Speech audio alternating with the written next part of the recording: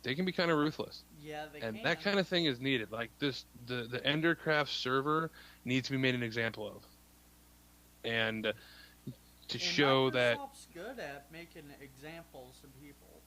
yeah, it's not always them that's in the right. I've seen it sometimes when they've been in the wrong. Oh yeah. But but that happens. Nobody's perfect, right? So, but this is something that Microsoft needs to step up and take care of.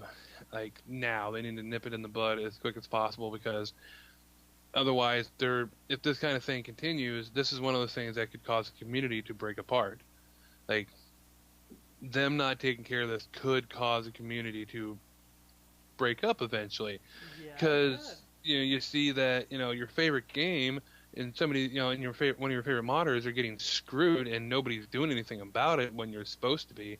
Then you start getting people that will get a little huffy and start boycotting things. And it's one of those, it's a long run scenario kind of thing. It would take a while if they don't do anything, or it may not happen in general, but it's quite feasible that it could, and Microsoft just needs to nip it in the bud right away. Yeah, they do. I mean, they've gone. I don't know if anyone on watching remembers what happened to different YouTube channels that were doing tutorials and whatever on Microsoft products. But for quite a while, there were some pretty big names on YouTube that were being what was termed microstopped. And, they were being flagged as, going against copyright laws. And so, Right. And it turned out that this company hired by Microsoft had gone through, wrote an algorithm that went through all of YouTube, and anything that said Microsoft was automatically flagged. And Yeah, we just got flagged. So you had Eli the computer guy that got flagged and got stomped real hard, and then you had Frugal Tech, he got stomped real hard, and then you had a few other guys on YouTube. I can't remember who, but they eventually sent a grievance or whatever whatever they do. It was basically a grievance against what had been filed against them, because like these guys that this was like their big source of income, and here it was, they were getting like Eli the computer guy at one point was doing live streaming and things like that, and I mean he was it was starting to affect him. Right. And they finally restored all the channels because Microsoft was like, wait, these guys are doing tutorials on our stuff. These are educational or reviews or whatever. These guys aren't actually, saying, here's a download link to get the free software, or something dumb like that. Yeah, So, that'd be one of the downsides about just using an algorithm just to pick out the word Microsoft. It's like that's. I'm sorry. In my opinion, that seems kind of paranoid. I'm like, hey, anybody that says Microsoft, let's just say nope. They're obviously against us or doing something to right. hurt our business. So let's just like that. I'm sorry. That was honestly, I believe, in my opinion, that was a stupid move. It Like, was. They wrote an algorithm just to find people saying Microsoft so that you could get rid of them or the YouTube channels or anything like that. It's like just going to the assumption that everybody on YouTube that's talking about Microsoft is, talking bad about you or trying to screw you guys over. What does that say about your company? Yeah, really. Like I get it. There's people that try to give off free software and shit like that, and I'm not totally for that. It's the same as Microsoft trying to shut down people's YouTube channels because they talked about them. Well, stop trying to steal Microsoft software. That's their job. Right. I You know, mean, that's like Microsoft has the Xbox, they have the games and all that stuff. But in all honesty, stuff like Windows and their other software is their main selling point. yep, it That's is. where they probably make most of their money off of, because more people probably own a computer than they do an Xbox. I mean, you got the gaming community in general. Half of them probably own an Xbox. The other half probably own a PlayStation 4 or a PlayStation of some sorts, anyway. And so it's just, you can't steal software from them, but they shouldn't also be nitpicking and pointing out anybody that says Microsoft. Right. Because it's like, look, we've sat here and gave our honest opinions, on Microsoft plenty of times over the course of our podcasts, and some are good, some are bad, and that's just how it is. That's an opinion. I'd hate to see our channel ever getting taken down just because it's like, hey, no, they said Microsoft, they're gone. Yeah, I know. And I think it made I think it goes back to this whole FCC thing, Right. putting the internet in some sort of regulated thing. I think that's what makes the internet so great. It is not censored. People can give their honest to God opinions about things. They can exercise their First Amendment right, and Yeah. and then people can do whatever they want to do with it. Granted, I think there should be some sort of self-censorship, but I mean, to let the government handle it is, I mean, it's not a smart thing. We're seeing how well the government's been handling, Anything? yeah, everything. I mean, oh my gosh, there's so many things that they just do not seem to be able to handle, like this whole thing with ISIS, and they can't.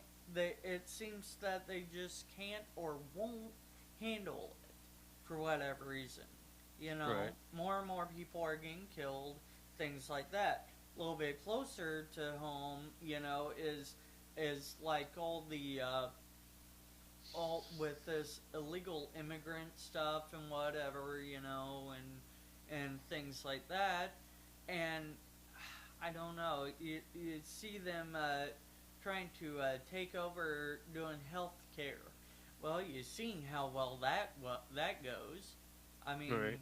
I talked a little bit about my experience with it, and how how I'm actually disappointed, because I actually thought it could be a good thing, and it can be a good thing, but for some reason they just can't get their ducks in a row to do it right. Where they're and I guess my point is, if a company goes overboard trying to censor stuff and whatever, how much more will the government go overboard to try and censor stuff? Right. Back on the topic of Minecraft real quick. There's another thing I just looked at that irritated me a little bit. Some of the Patreon stuff that some of the modders are doing. Mm-hmm. There's been some ridiculous stuff with it since Minecraft modders have started doing the Patreon thing. I'm looking at the Dr. Zarg Smoke Creatures one right now, as a matter of fact. And, I told you if he had a certain amount, then he'd start allowing it to be open to mod packs. Yeah. So here's the amount he wants to be able to make per month, so that he will finally open up the mod to mod packs. $500. He wants enough people giving him money every month to have $500 a month, so that he will put it in, or put it up to where it can license it to be in mod packs and things like that. That's stupid. Yeah, that's a little no. Like, oh my gosh. okay. He's got other things on here too. let's see. His milestone goals are big cat overhaul, so things like the lions, the tigers, and other large cats that he might add into the game. Uh, let's see, $250 per month, just so that he'll sit there and take the time to, let's see, it says improve the models and animations of the Mo creatures, big cats. They will become mounts. Oh fucking boy. Really? You know, it's like I said, this was one of my favorite mods back in the day. It was the first mod I ever installed into a vanilla Minecraft game. I have since completely moved on to it because I found other mods that, while the models may not be better, the overall quality of things is better, and I can get their permission to put in a mod pack.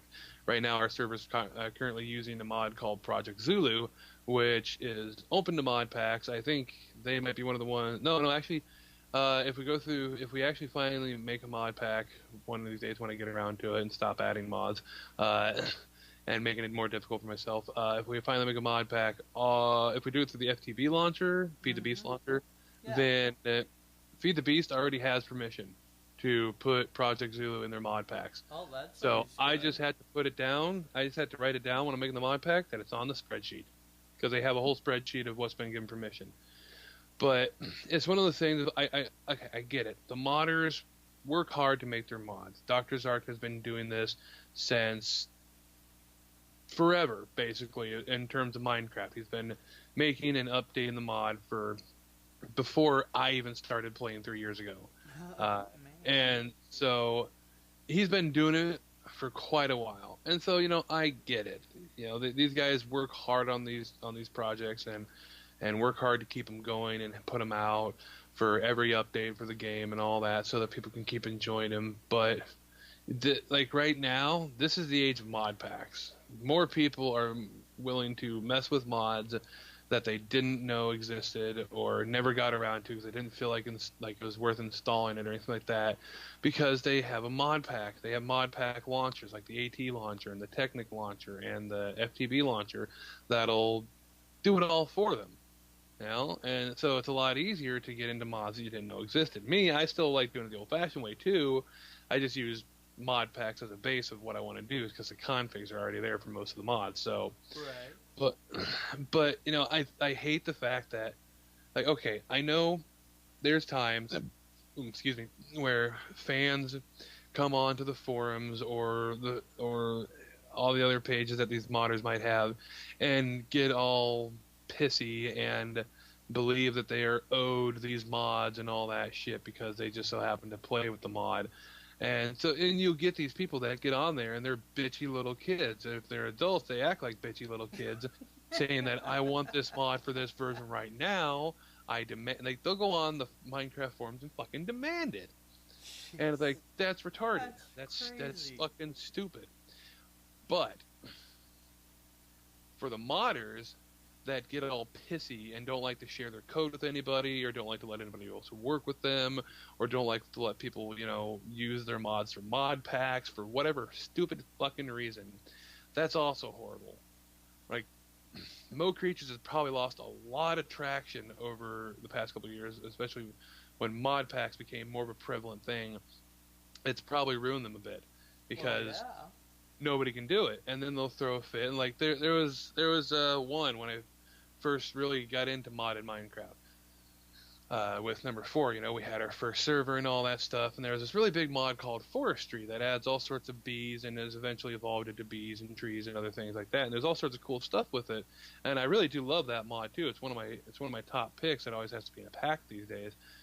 But when I first started playing Minecraft and modded Minecraft on our server and all that stuff, it got to a point, like, some people from the Technic launcher, which was the only launcher really at the time, had added Forestry into some mod packs previously that, and they didn't have permission from the modder in the first place. And so the modder got really pissed off, and so he put malicious code into his mod so that if it was loaded through the Technic launcher in any way, shape, or form, then it would in turn start causing trouble, start causing glitches, and his bees from the mod would be like insta kill things. There's some bees that have certain effects to them if you get close in the normal mod itself, but it would basically set it up where anytime you try to use the mod in that pack, it would fuck you over massively. That is wrong. Oh Yeah, my god. No, and no, no, no. and in the end, that only proceeded to hurt the modder more than it did the modding community, because it's like, you're being a child, you're being a dick, and you're fucking things up for us. What makes us want to go off and play your mod now? He took some heavy hits from that, and understandably so. It was a horrible thing to do. There's been some wars between some modders where you've had some modders specifically target another modder that if they were in a game or on a server or whatever that was using said original modder's mod, then the modder they were targeting would get fucked over only specifically. And it's like, that's also quite childish as well. There has been some wars with it. And Oh my god. Really? and so there's times where the modding community needs to grow up too. And the Patreon thing it was a great idea at first, but then there's this notorious modder. She used to be famous, now she's infamous. And so, not a good thing. Her name is Elaram. She created a mod called Red Power years back, and it was a very popular mod that I use. I'm just hoping to actually have the full version sometime so I can maybe do a little bit more, but money, it's not something I have much of. Right. So, yeah. And I know number 4 has put a lot of money into stuff for the company and all that, so it's like I'm really not going to bug him about it. And so. And me, I try and put into what I can, but, bills. I've put my soul into it. That's what I've done. My soul is in the company. So, kind of need to work. Need to get my soul back. Yeah, really. Well, what was left of it? I don't know. It's kind of ripped to pieces when I sent it to the company anyway. But that's how it goes. But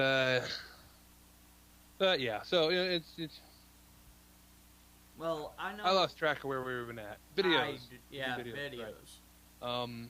I know. For me, I'd like to get a new Mac, or even better, I'd like to actually get like one of those Mac Pros, because they have Xenons in them and whatever. I mean, they good stuff. Like 2012 models. I'm not liking the 2013 models. Have you seen those? I can't say that I have. I'm not as big into computer stuff. Like, I know computer things, but I'm not big into looking at stuff like you are, I guess. Okay. So you know how the bigger cases, tower cases and all that, right? Yeah. Okay. This is how the Mac Pro used to be, okay? And it used to be expandable out to about 34 to 64 gigs. Right. And, you could put dual Xenon servers with 8 cores and hyper-thread it to 12, and all this, and then, I don't know, like they came out with this Mac Pro that, like, I don't know, it looks, I don't know, it's weird. It is small, it's it's like a cylinder, and it has a shit ton of USB and FireWire ports on it. Right. Which is alright, okay? But it doesn't give you the hard drive expandability. Like how for us, we're planning on doing a shit ton more video editing. Right. This thing, the old ones, you could put in like several terabytes of SATA hard drives, and so everything was whipping around at like 3 gigs a second. Where like on USB 2.0, 3.0, it's not moving quite as fast as it would be running over a SATA port. And Right. I mean, you even go as far as to put in a solid state drive on these things. Oh boy, you Right. know. It for me, I would just like to upgrade my computer a bit. I just want some more RAM and a graphics card in it instead of just integrated graphics. It can run my games fine enough, but I honestly have trouble doing actually like we've done some test runs of recording for let's plays and all that stuff, but my computer does not like to record and play some games at the same time. Right.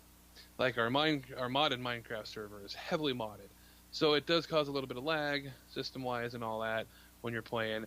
So trying to record that at the same time as I'm trying to play the game, it does cause some issues undoubtedly, and it makes it almost to the point. It makes it to the point of there's no point of making a video out of it because it's just unbearable lag at that point and can barely move and access things. So vanilla, not so bad. Can do stuff in that just fine. I mean, it's a little laggy on my system to do vanilla Minecraft and record it, but it's doable.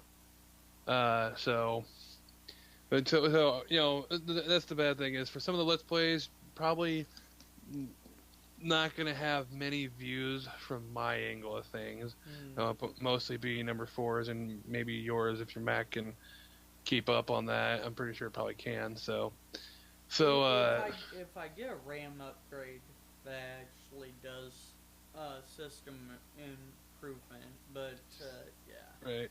Yeah, number 4 was talking about helping me get some more RAM for my computer and all that stuff, so that hopefully we can actually do this right. Because there's obviously going to be times where when it's the 3 of us playing, we'll need to have different angles because the 3 of us are going to be off doing different things in our Let's Play. It's like I'll be off farming, you'll probably be off digging, number 4 will be off building or something like that. I honestly think that my Surface Pro would be able to do it even easier than what my Mac can. Because, it's quite possible. I mean, but you're gonna want to have to set things up where the recording goes straight to your external that you have. Otherwise, it might take up too much space to do all that. Yeah, and that's the problem I run into with both machines is I do not have enough hard drive space on any of them. So yeah. I think what I'm gonna have to do is just either build a system. I got a friend looking at my old Asus, that great big monster. So I'm hoping he gives me good news, because I took it somewhere and because I'm good with hardware and whatever, but the way this thing was acting, I knew it was internal electronic failure, and so I took it somewhere and they confirmed what I already figured, and then I took it to a friend of mine who is a electronic guy at work and whatever. So he's should have been looking at it, or he was gonna try and look at it this weekend. I don't know if he got time, but I'm very eager to get it back. I mean, this bad boy. Have I ever talked about this bad boy on here? I don't know. I try to keep it from droning too much about computer stuff on the podcast if I can help it. Aww. Because that'll take up more time than me talking about video games. Are you sure? I'm positive. I don't know. That's why you have the blue screen. Yeah, I haven't done a blue screen in a while. Well, sounds like you have a lot you want to talk about. You should do a blue screen on it then. Yeah.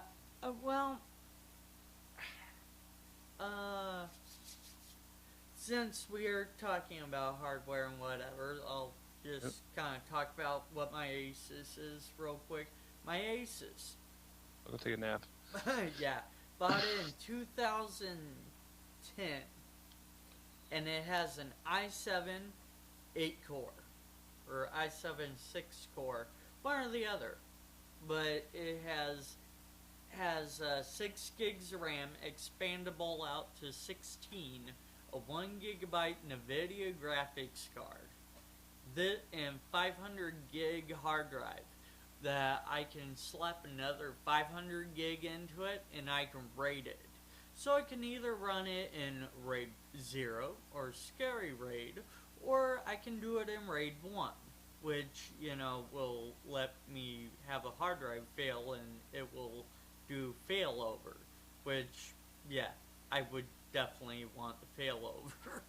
Because I don't know about you guys, but I have a lot of shit on my laptop. So anyway, that's my rant about that. But suffice it to say, it can keep up with about anything anyone else can really do. So yeah. Anyway. Right. While you were yammering, I was chatting with number 4 on Skype. So. Oh, cool. What's he up to? He just got home from some stuff.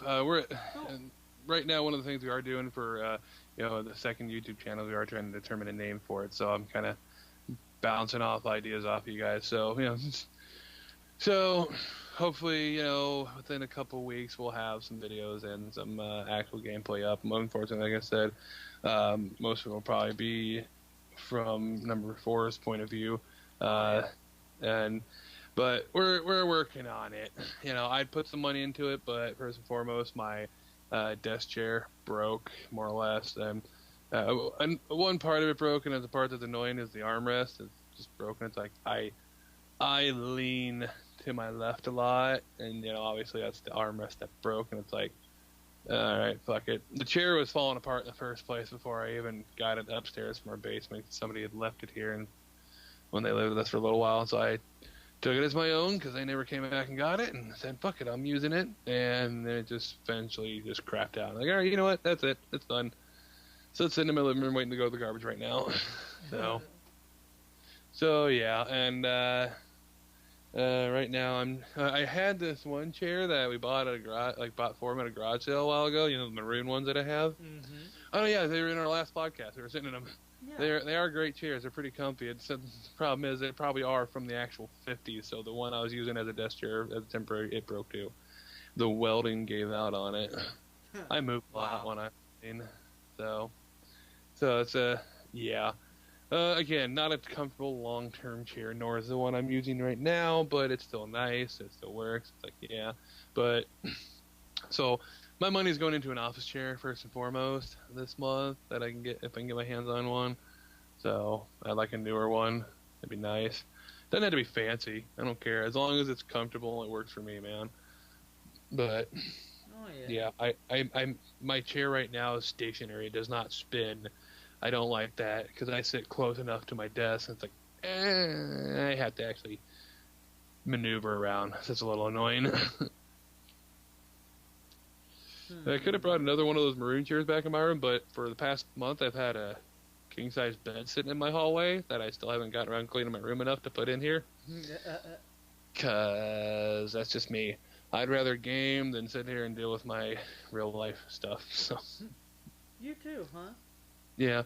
And then on top of that, I've been, like I said, doing projects for the company and all, and trying to get some stuff done for more content. I know the feeling. Oh, speaking of real life stuff and not dealing with it, you know what? Have you heard about the blue-black white gold dress or whatever? I was looking at that while you were yammering a bit. You sent me the link to it. And apparently it blew up, at around 6 on the 27th. I'm like, what the? I don't get it. To me, it looks like a blue dress with brown trim, frilly trim, and it doesn't look that good. It does not look like an attractive dress. No, and the funny thing, I'm sorry, it's an ugly dress. The funny thing is, I was looking at the picture on here, and I saw when I first looked at it, I seen gold and white, or white and gold, or whatever. Then I went, okay, weird. I scrolled down, read the article a little bit, scroll back up, and sure enough, the damn thing's blue-black. And I'm like, what the hell? Optical illusion? I opened this thing up and I saw blue with a shitty color, with a shitty shade of brown on it. It's like that's all I saw. I saw exactly what it is for whatever reason. I don't know why, but I don't know. It just looks like a crappy dress to me. So I'm sorry to whoever designed it, but that's just that brown does not work with that blue. And the thing is, I see a little bit of the brown in the around the hip area and whatever, but it also looks black, and then everything else looks black. And I'm like, and then you got the blue, the blue main color in there. And, I'm not seeing it at all. All I see is brown and blue. See, and then it looked, when I first looked at it, it looked like a really pretty white gold dress. Right, the black trim was gold and the blue was white, and I'm like, oh, that's a nice looking dress. I went back, looked at it, I'm like, it turned to blue, black, kind of brown. Huh. Yeah, I'm just not seeing it. It didn't mess with my eyes one bit. It just looked like a light blue dress with shitty brownish trim on it. And it's like, that looks like an ugly dress. That's all that is to me. So, I don't know. Anyway, how long have we been going? We're good. An hour and 57. Wow. Another thing I wanted to talk about was the American Sniper thing. The verdict that came out. Mm-hmm. I don't know if you heard anything. I know there's been some stink going on about it for some reason. I haven't paid attention to a damn bit of it. Well, it was a former Marine involved in the death and shooting of former Navy SEAL Chris Kyle. He also was. Ooh, man, that hurt. He was also the author of American Sniper. Okay. Him and his friend Chad Littlefield, I think I'm saying that right, was killed by this Marine back in 2013, and apparently it's taken them like 2 years to actually take this guy to trial and do the sentencing. And after they did everything, it took place in Texas, or I don't know, wherever county, Texas. And I'm sorry, I'm like, yeah, somewhere in Texas. Right. But anyway, the jury, it took them less than 2 hours to convict this guy, Eddie Ray. Eddie Ray Ralph, I guess that's his name, finally sentenced him to, or found him guilty of capital murder and all that. And so now, I guess he's gonna go to life in prison without possibility of parole. And yeah, I guess the guy's defense team is like, oh, we're going to appeal, and in my mind, I'm going, you know what? I'm going to say, if you were convicted once, you're gonna get convicted all the way up. Mm-hmm. More often than not, that's how it goes. Yep.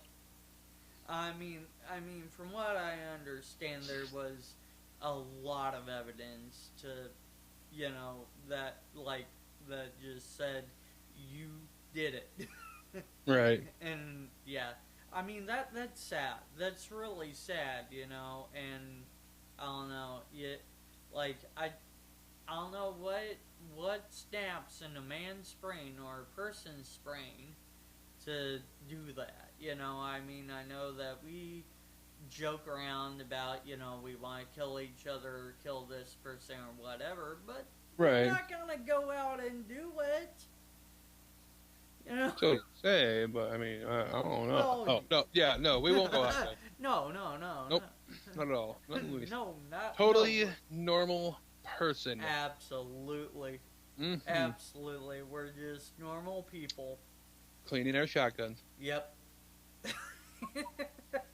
But no, I don't know. I just read that. I was like, are you kidding me? I don't know. Just you wonder what goes through a person's brain to, I guess they were trying to say that he was had PTSD and whatever, and was mentally impaired, and yeah, I guess they weren't really buying it. I mean, yeah, I know PTSD can do some fucked up shit to a person, but Oh, I know. sometimes a killer's just a killer. Yeah, and I think that's where they came from. They're like, and you killed somebody, not just somebody, but a fellow serviceman Right. as well. Well, that does make it horrible. Well, Yeah. I mean, it's horrible in the first place, but it's just. Well, yeah, and yet I don't know. I don't know. This is kind of the stuff that conspiracy theories are made of, in my opinion. Nothing like a good conspiracy theory, man. Yeah, I Like, guess. Like aliens have factories on the moon. Or the water companies are in league with the toy manufacturers. Hey, you don't get to say that. That's my conspiracy theory. Well then, okay. Totally legit. Okay, you can say it. All right. So, in my opinion, the water companies are in league with the toy manufacturers. Because think about it, man. What bigger way to waste money on water than water guns? Seriously, think about it. Okay, so I'm not really too serious about it, but it does have logic to it. I'm not.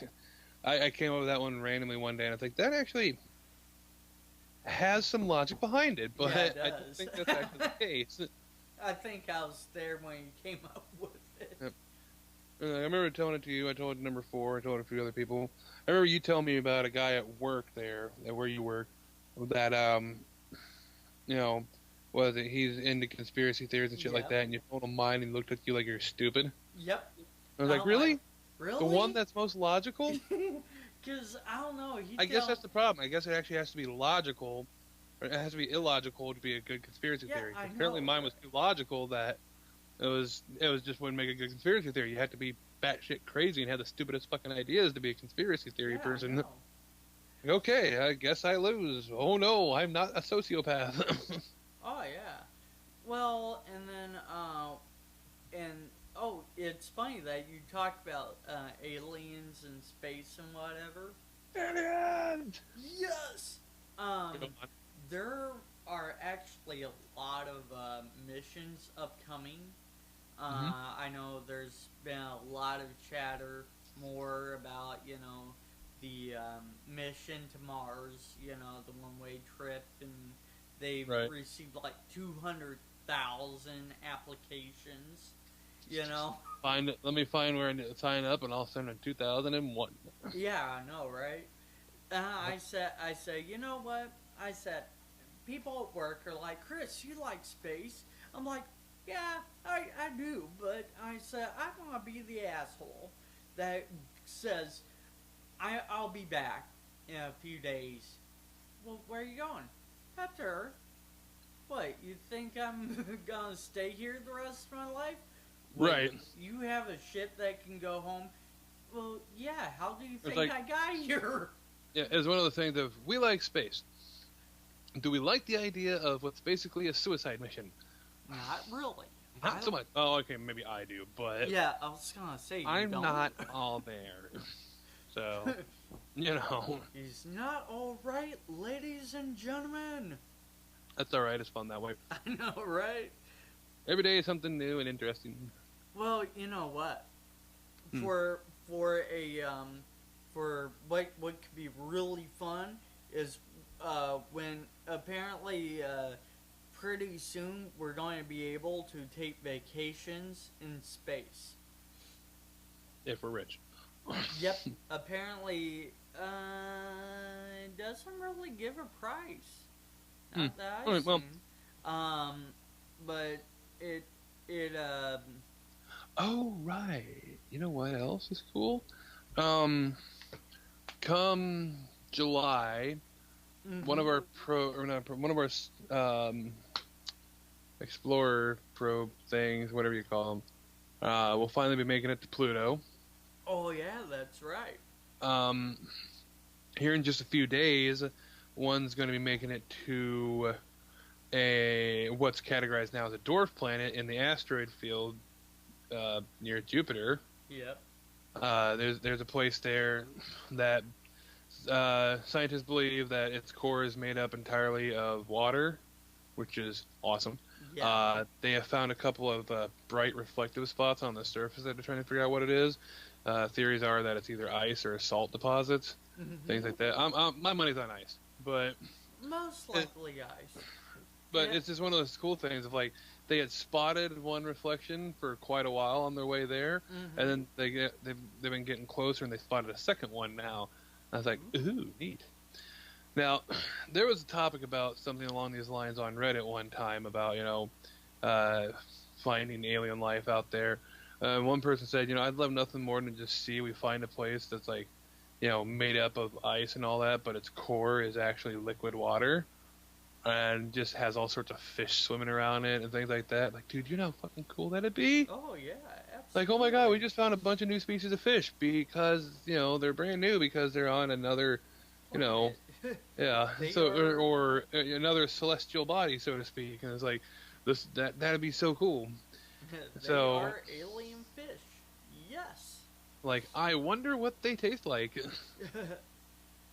I don't know. I don't really like fish, so I don't care, but. Well, but the implication of it is still amazing and just would be quite awesome. So, but I mean, yeah, I'm sure it wouldn't be sentient life, but at least we'd have like this proof of like, hey, look, here's this other life that exists on this celestial body, whether it be a large asteroid or a dwarf planet or something that's categorized as a moon to some place. Like, think about the cool factor of that in general, It's like, hey, there's little fishies swimming in the ocean core of this planet. Like, that's awesome. That would be. Like, that's crazy cool. Something that, because I listen to a Coast to Coast radio, and I was listening to one of the guys on there. This was a while back. Remember that probe that was sent and landed on that asteroid, I think it was? I do believe. Yeah, asteroid. Well, the guy was saying what the reason why there was a probe sent there was because they detected radio signals coming from it. And they want like actual radio, not background radiation signals, right? But like actual signals, and they actually sent the probe there to determine the source. Questionable. Yeah, but then I read an article not too long ago about I think I talked about it on a Blue Screen Talk show, maybe. I can't remember if I did or if I didn't, or if it was green. But anyway, they were talking about that they detected radio signals coming from around Jupiter's moons. Oh. And and so they were sending a probe there. And the guy was saying that the reason they sent it was because they weren't just radio signals like background radiation, whatever, and spiking. Right. They were actually, it was an actual signal that modulated into like how how we use radio for communication, how we use radio for communication. You know, Yeah. and I'm like, you know what? I mean, there is nothing at all to say that we are the only life in the solar system. I mean, already on Mars, they're already finding evidence of life. I still say there is life on Mars, and they just either A, they're hiding themselves, or B, NASA ain't telling us. God. And hey, I know it sounds crazy, but I mean, Yeah. Yeah, it does. come on. You sound like the people in the documentary I watched the other day Oh, that talked about that there is, aliens that have bases set up on the moon. Because our moon is so fucking cool, and our planet is so fucking interesting to people that can travel through galaxies or through no, solar systems. I'm sorry. I love the fact that I'm positive that there's other sentient races out there somewhere. right. It's just logically it has to be. We can't be the only ones. Even if Exactly. it's people exactly like us, because they ended up on a planet like ours in some other solar system in some other galaxy or whatever, Yeah. or what have you. But so there's something else that exists out there that's sentient. But if they can travel all the way here, I doubt they care about us. Right. Well, I don't know if I've said it on here the way I believe things happened, but I've been hearing different things about there might be bases on the moon and whatever. I don't think if there are, I don't believe they're alien. I don't. Right. Well, part of the problem that I saw in this one documentary I was watching that was done by Sci-Fi, you would expect. Right. They all the people on there are like, look, this is obviously something made by a sentient race and blah blah blah or whatever. It's like it's a fucking rock formation. That's it. It's a fucking rock formation. The only reason why I could see it as like the way you're talking about is because in the documentary they took the time to specifically highlight and specially color each of these areas. Otherwise, I'd look at it as a fucking rock formation. See, and I see that all the time on YouTube. And people are like, see, let me ramp up this contrast and do this and do that and see all Let me do everything changes. I shouldn't do just to make sure you can see Let me show you this. all these changes NASA made. And I'm like, all I see is the changes you're making to the Right. picture. I don't see, And that's the biggest problem. Like, I believe that extraterrestrials do exist, and there's a possibility that some have come here. I've seen some crazy shit in my life that would make me think that it's possible. Yeah. I don't know Me what's so too. interesting about us, but we've seen some things, and but it's all these people that go out and get like retardedly gung ho about, oh, all these conspiracies and aliens are here and they're watching us and blah blah blah, and people that come up with these bullshit stories and like they know they're bullshit. Oh yeah. They know they're lying to people, and they sit there and do it Absolutely. like, I caught an alien, I befriended an alien.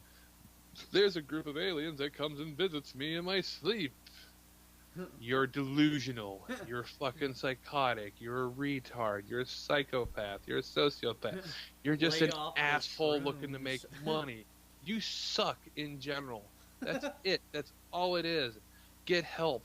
You need it for one thing or another, either because you enjoy manipulating people for the sake of your own attention, you should get help to seek that out. Or you honestly believe that aliens found you, some dipshit, interesting enough that they come in and take you from your home and travel you through the stars and show you like your past lives when you're this other alien being and blah blah blah. Get over it, dude. You're not something special. No, I don't. Like, I don't have subscribe aliens to ever those. have aliens ever hovered around and visited our planet? Possibly. Possible. Have they ever abducted people? Probably not. I don't like all the people that get claimed that they've been abducted and all that shit. I look at them, they tell their life story, and I think, what the fuck makes you so interesting? Well, it reminds You're me. like below Remember? an average person is how your life. No, I'm not trying to be mean about it. It's like your life is like not even good enough to be considered average. It's not interesting enough to even be considered average. Your life is dull, Right. and you Remember? just didn't like it. Remember the girl I used to go out with? Uh-huh. Yeah, and Heard her crazy ass mom. her and her mom both told me that they were like, yeah, we lost about 2 hours of time, You and should go to the and doctor. I was like, wait, what? And they're We like, lost an hour of time. You two just experienced a stroke. You should see a doctor. yeah, pretty much. They're like, yeah, I think we got abducted. I'm like, okay. Oh yeah, I remember the stories. They, her Oh mom my told us God. too. Told us about the ship that could change shapes. That was like plopping down dead center of the parking lot of the apartment complex they lived in and all that. It's like, uh-huh. Oh, and then there was a time they looked out their window and saw a little green guy. Like, really? You're going with the whole green guy thing? You Yeah, couldn't come some sort of I know. insect race? I Like, you're going basic. Fuck. well, and then what was it? The mom would do an obvious Photoshop and tell me, because she would take it with a digital camera. This Right. is why I didn't believe her. Was on a digital camera, and she would tell and show me these pictures, because the pictures on the she would never show me them original on the actual camera. She would always show me, when they were downloaded and Right. whatever. And so, like, she would show me stuff, where it would look discolored, pixelated. It looked like things were kind of warping around and whatever. And, and I'm going, Yeah. wait a minute. She showed me a couple one time. She took a picture of a couple of lampposts that were around that apartment Yep. complex. That's the And one it's I like, seen. and oh, the light was streaming away from him. I was like, what do you think could make that happen? Shaking the fucking camera. Yep. That or a paint tool in Photoshop where you can actually smear things. I've seen that before. I went with Photoshop because I like- knew that she played around with Photoshop a lot. Yeah, I didn't know that. I was never told that, but I could tell some of those pictures were like just straight bullshit. Other ones, like, yeah, you can see it right here. I see a light. I can see anything. Well, That's actually, I see a very small white dot. That could be anything. It could be a right. speck on the fucking camera. If you have to zoom in to show me, it's nothing. Oh, it's taken at night, so that makes it even more reputable. Right, Now, exactly. granted, they introduced us to that area out there, and we saw some weird shit. Oh, yeah. Some shit that I can't quite fully explain away. Yeah, the same here. And, handmade things or whatever, but especially that first night, like, what the oh fuck? my god, that was crazy. But I think I saw the weirdest thing that night, though. I'd win. Wait, which weird thing was that? The flashes of light that we saw. Oh, yeah, that was weird. Now those were fucked up, man. That was It's like- weird. That was 'cause, weird as shit. My aunt and uncle lived on the opposite side of the apartment complex where we first saw the flashes coming from. And everybody else that was there that night, because there was a group of us, because you had told us about it and we went out and looked because you would still, like, despite all those stories, you had still seen some weird shit out there before. So it was like you, me, number 4, my brother, and then Crazy Pants and her daughter that you were dating at the time. And so we're all out there, we're watching, we see the flashes on the opposing side of the apartment complex, and we don't know where they're coming from. All we know is it looks like they're coming from between the two buildings. You guys all go over there and check that out, and I turn around and look up, and just in between, like, one of the roofs and the tree, there's this flash of light. And it's like, okay, I sat there and just stared for a few seconds while you guys, like, nobody else saw it. You guys were busy off looking at the other thing, and I was just sitting there staring and staring. I was looking like, okay, this was a clear night. That wasn't lightning, obviously, for more than one reason. Oh, yeah. That wasn't ball lightning, because I'd probably be dead at this point, which would have been Mm-hmm. interesting story to tell. How did he die? I don't know. He just flew back and was fried. We don't know what happened. Just, one of them things. I paid close attention. I looked around for any devices or anything like that. It's like, if there was a device up there, I don't know how, because it was dead center in between the tree and where there's like, the weaker limbs and the rooftop. Like, how would you attach something up there? Well, And I'm looking, and I'm just looking straight at where it happened. Like, I'm not seeing a damn thing. well, and There's that's pretty nothing much there. what. Well, and that's what I was doing, with the other anomaly, because I kept going. Okay, because it was around a power box, So I'm Hmm. going. Okay, so there might be something in there arcing, or whatever. I might be seeing that. Right. And I went over there. I kind of examined it, and there was no arcing, no smell, no smoke, no nothing. Not even No a strobe light device, sitting somewhere. not a strobing device that would cause this. And Because that's why I stopped and looked at the one. I'm like, I'm expecting a strobe light. This is what it was like. This is Right. like a strobe light kind of thing. But it only flashed once. And I'm just sitting there staring and staring and staring, looking straight up at it. It's like, there's nothing here. There's just nothing here. Like, there's no feasible reason. Like, there's no setup or anything like that. So there's no feasible reason why that should be there. And all I saw was this ball-like flash of light. It's this white circle in the middle, dim blue circle outside of that, and then a darker blue circle outside of that. It's like, that's not even a normal flash. Not even from a strobe. Like, it's burned into my memory, so I can't forget it, because it just amazed the shit out of me that night. It's like, that wasn't even a normal flash, man. That's like, I don't even know how to explain what that was. And anybody who knows you or me or number four, when we're presented with these amazing anomalies in life, like extraterrestrials or spirits or other, cryptozoological type things or whatever, the weird shit that a lot of people don't want to believe in. Right. We'll sit there and look at it. Anything we're presented from a skeptic's point of view. We will try to see if we can find a way that it's, fake or anything like that. Hell, I look at most pictures online of like UFOs and things like that. I'm like, that's bullshit. What that is, Oh yeah. because I don't trust the internet. you know. Well, And you know. and so it's just one of those things. Of like, we look at everything scientifically. So I've looked at all sorts of these strange anomalies that we've encountered, and there's just some of them. It's like, well, that could have easily been a plane. That could be a plane. There's one Right. that's a strange anomaly that still might be able to be wiped out as a plane, but it's like there's still just some intricacies about it that I'm just not sure about. There's one thing that I saw one night, and me and number four were out there just by ourselves, and it was just this amazing thing, and it's like, I got nothing. That was not it. Was that the night that Ted was like, I could have sworn it was a nuke. No, I don't think he said that, but Oh, it was. no. But no, it was one of those things that we're sitting out there. I'm looking up in the sky a bit. He's looking more downward over the horizon. In front of us that year was a bean field, because it varied between the years and what was in front of us, cornfield, bean field, back and forth. I think the farmers were sitting out in the country a bit, and we usually had the lights of the town to our back. So, and we're just sitting there staring, chatting a little bit. The next thing I know is, I just see this bright streak go across the sky, like brighter than what I've seen an asteroid or a meteor or whatever the hell it's called when it gets in the atmosphere and all that. And it didn't have the curve to it like it was rolling through the atmosphere. Oh. And it was brighter.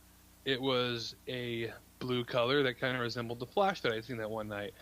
And it just went by so fast, and the light that came off of it was just so vibrant, I think the proper word is. It wasn't like bright where it was like blinding, but it was so vibrant that you could actually see everything around you in that instance. You could, if that, it was like daylight, but if somebody had put a blue tint over it, kind of thing.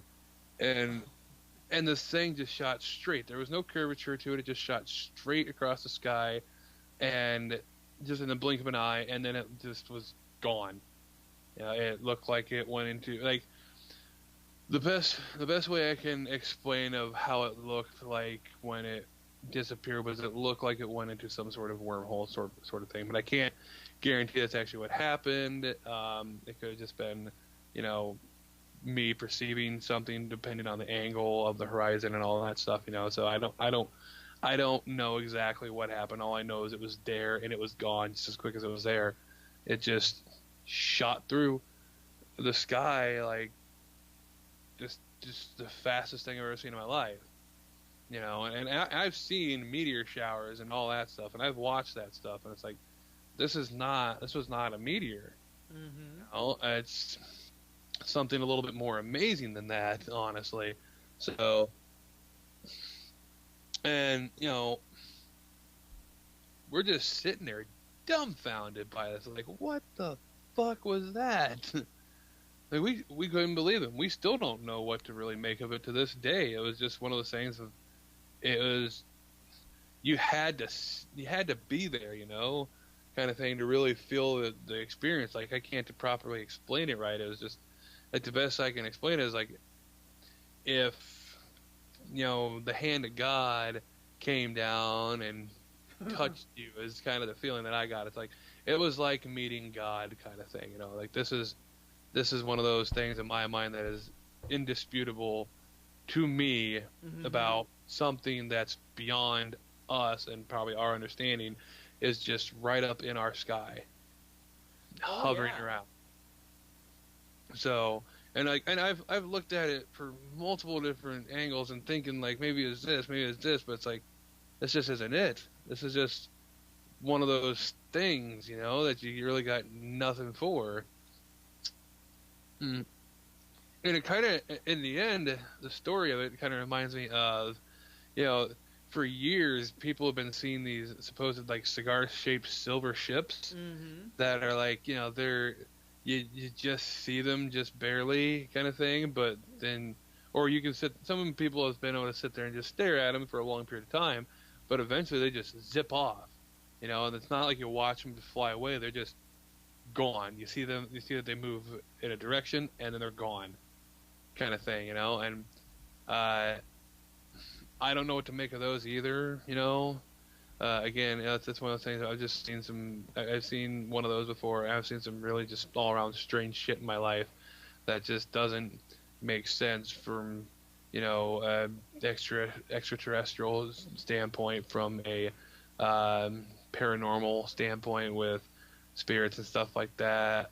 Haven't encountered anything cryptozoological yet that I know of. I don't think I've met Bigfoot. You don't think? I might be Bigfoot. I don't know. I'm pretty hairy, but I've talked to reputable people that have claimed to have had experiences with Bigfoot, and although the one reputable person that I talked to last claimed that Bigfoot is specifically not very peaceful, or at least doesn't take kind to people coming in their territory, because he claimed that that Bigfoot smacked the shit out of one of his dogs and sent it running. Wow. And that one tried to attack him when he was a kid, and one attacked his truck and stuff like that. It's like, all right. And that was apparently not too far from here either. Over by the Lake Bloomington area, I guess, is where the story took place. So, and it's one of those things. How like, long this is the ago first. was that? Oh, the story about him being attacked by a kid, that happened like years ago as an older person, and then the one where their dog got nailed, that was probably about 10, 15 years ago or something like that, something along those lines. So it's been a while. But it was, apparently in the Lake Bloomington area sort of deal, and it's like, oh, okay, did not know that. And again, this is like one of those reputable people. Yeah. So it's like, I don't feel like they're lying to me. At the same time, the story does feel a little high-strung, but it's like, this is someone I trust, like, with my life, and that they would not lie to me. So, like, I I kind of want to believe this. Wait, do I know this person? Yeah, I don't Okay. feel like saying a name right now or anything like that. That's fine. I just want to know. I'll If tell I you knew the person. afterwards. Okay, cool. Yeah, but yeah, it's just one of those things. I haven't experienced anything like that, but I have experienced something from the more spiritual side of things. I've experienced some things that would probably be considered extraterrestrial side of things. If aliens are watching us, hey guys, if you're listening to this, come pick me up, man. I want to hang out. I want to pick your brains a little bit. Yeah, not really. in a physical sense, in a metaphorical sense. Right. I'm sure by now you've picked up on our English language and you understand what that means. So, come say hey. I don't know if it's always been like the way I always look at it, because like I've said before, I'm a Christian and all that, but also I look at the Bible from two different perspectives. One is what is being wrote, and the other is God's perspective on man and all that. That I'm not gonna get into right now. Yeah, that's probably a good idea. Right, but that's not even where I'm going with it. Right. I look at it as, what is it actually saying? Okay, so in Genesis, you see Genesis, you see God makes man, the fall of man, you see man kicked out of the Garden of Eden, whatever Eden was, okay? Mm-hmm. And then you see a list. It's just a quick overview. But basically, if you look at it and think about it, it's actually saying that they went through and they started setting up civilization. They came up with language, art, writing, metallurgy, things like that. Even like the Tower of Babel, Mm-hmm. I've always said that was like either it was an interdimensional gateway or a ship with an interdimensional gateway on it. Because I mean, why else? Because I don't know who. Like me, I look at it from a literal perspective that God is who God says He is. But I also look at God as a interdimensional being. So if we were smart enough to figure out how to get back into heaven, or whatever that may be, and God going, I do not want you to come back, it makes sense for God to do things to prevent us from doing such things. Right. So, I say all that to subscribe that I believe that we are actually older, than as a civilization than what modern science would claim that we are, because I've heard kind of like how you aliens on the moon and bases and whatever. I don't buy it myself. I do not buy the aliens on the moon. I do buy the bases probably on the moon. And why do I say that? I say that because if we were a spacefaring race before, there's evidence of it. Whether we came from Mars and came here, or vice versa, or what, but I keep seeing things and seeing like old texts coming up that it kind of gives kind of a looks as if we're catching up to where we once were, not progressing along, because I'm sorry, but it had the Catholic Church not intervened and the Black Plague not come along, the Industrial Revolution probably would have came along about 2,000 years before now, or give or take. Yeah, I mean, that's just the way I look at it. It had all these things not set humanity back, we would be more further along than we are now. Because 1,500, 2,000 years ago, we would have had an industrial revolution that we saw back in the 1800s.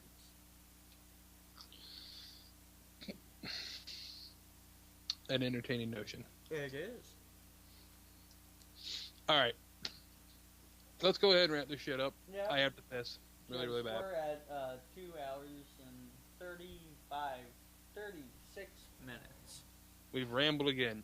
You know, one of these days, I think we're going to have to set up a podcast just based around just, you know, theory, weird experiences, you know and just the strange, you know? You know what? I was thinking just that. So, who knows? Maybe within our next couple podcasts, we might set up something for a strange cast. Mm-hmm. Mm-hmm. So, yeah, we'll see what we can do about that, and I'll go into a little bit more detail, some of the things I've seen out there, out in the skies, and some of my more paranormal experiences. Maybe we can get number 4 in. I know he's had some weird shit happen to him in his life, so we'll see what we can do. For now, guys, thanks again for, in this case, just listening. As far as I know, right? We didn't do any video? No video. Yep, thanks again for just listening, and we will not see you guys next time because we can't see you, but you guys can see us next time. So, you know, have our babies. We'll have your babies. And yep, babies everywhere. Let's all have a drink. Wait. Yep.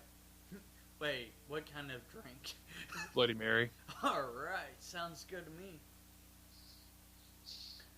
No, that sounds horrible if you think about it. But yeah, moving on. Okay. Right. Thanks again, folks, for listening in on yet another strange and slightly retarded WREPCast. We appreciate you losing your brain cells. Yes. And join us again if you want your brains to just slip out your ears next time, because I'm sure we'll get to that point. Yes. Actually, try to hold your brains in until we get to the strange cast, and then when we do that, then you can let them just slide out finally and die. Absolutely. We appreciate you dying for our purposes. Thank you very much. And we'll talk to you guys next time. Bye-bye. Bye-bye. A lot of cool little mechanics and different, you know, all sorts of different things that were really unique in their own right and interesting. And it was a great mod.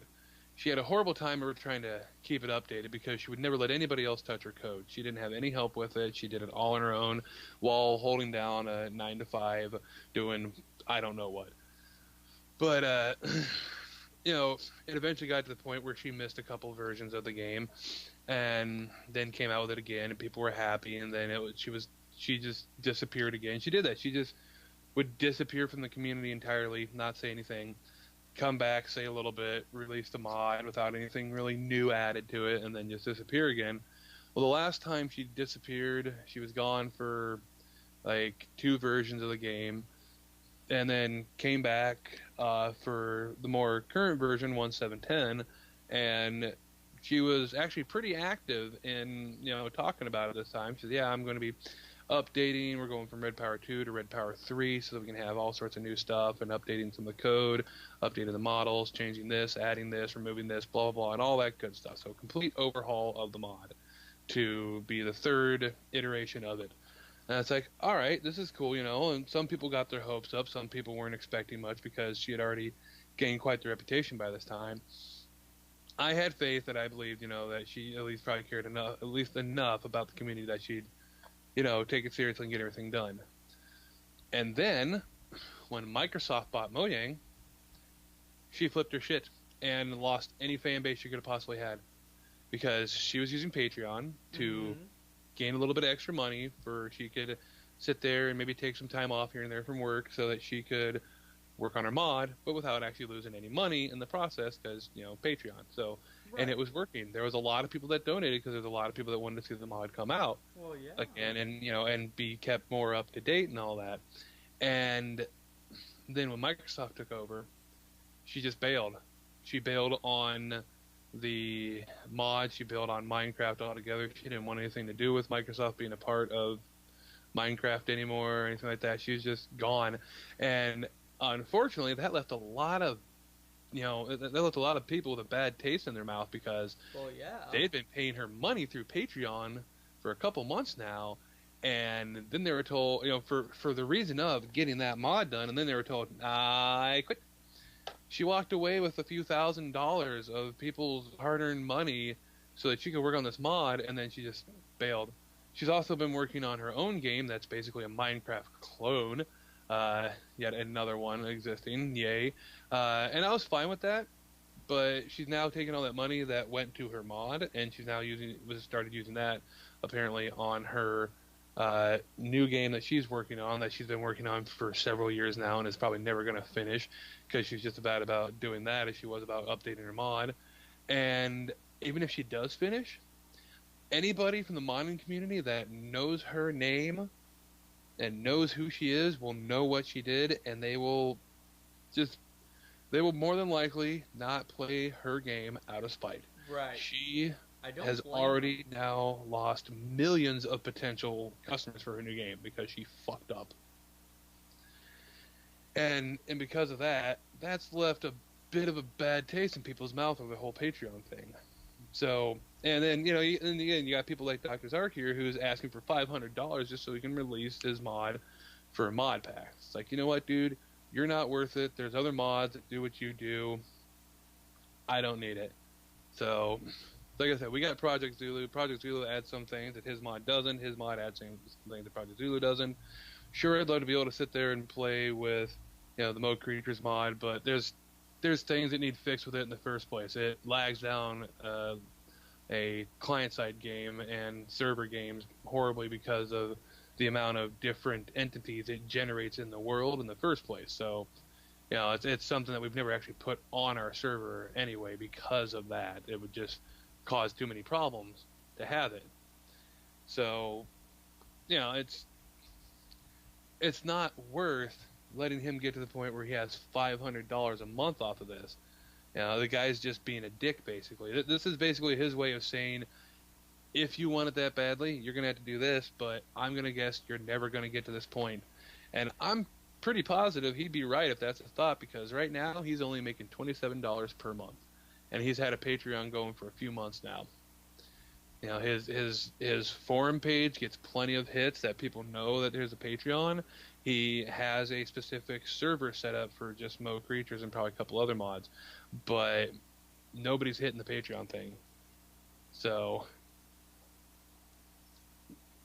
yeah. So in a long-winded way, what I'm trying to say is, hey,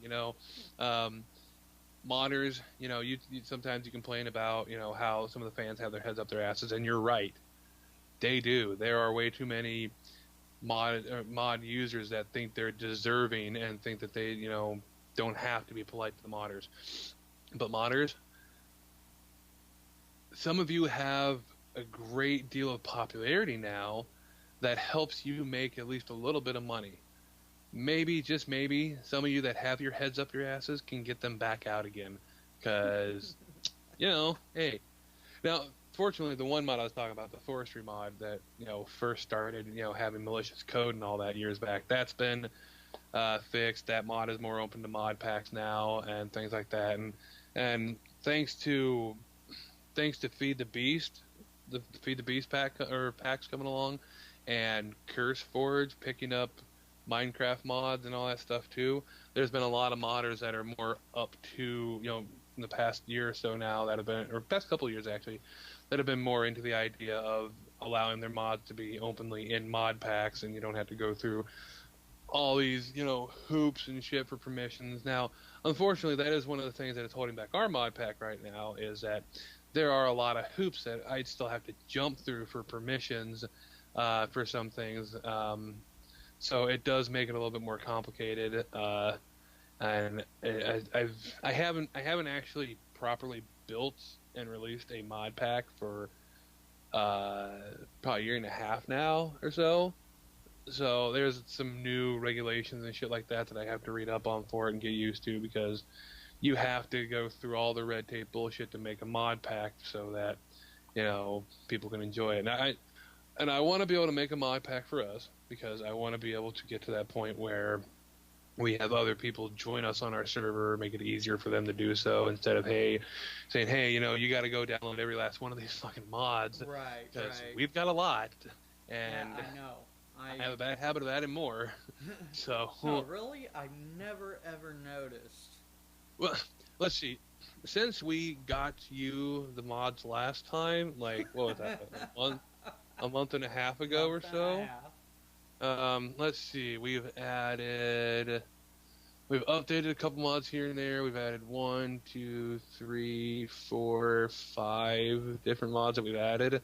So yeah, a few updates, a few additions. I don't think we've pulled any that I can think of off the top of my head.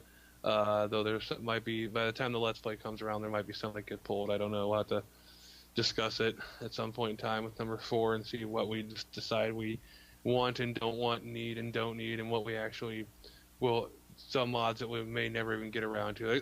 There's an interesting mod that we have, it's pretty popular, called Blood Magic, and we both keep thinking we really need to get into this mod. It's supposed to be really good. It's supposed to have some good items and all that.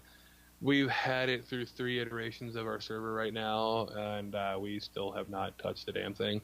So we might just get rid of it in the end.